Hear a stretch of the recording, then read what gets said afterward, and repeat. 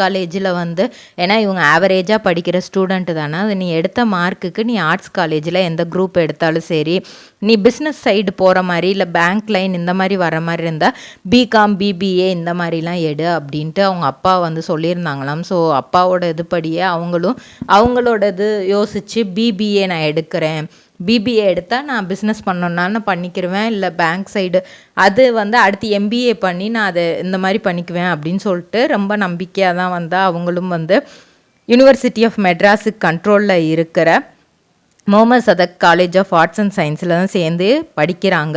அப்படி படித்து முடிக்கிறாங்க. 2019 தான் அவங்க முடிக்கணும். ஸோ 2016 லெண்டில் வந்து ட்ரிபுலார் ட்ரேடிங் கம்பெனி எங்களிடம் பாக்கு மட்டை தயாரிக்கும் மிஷின் கிடைக்கும், அதற்கான ரா மெட்டீரியல்ஸையும் வருடம் முழுதும் நாங்களே சப்ளை செய்து வருகிறோம், நீங்கள் செய்யும் தட்டுகளை நாங்களே எடுத்துக்கொள்கிறோம், அதற்கான லோன் வசதியும் செய்து தருகிறோம்.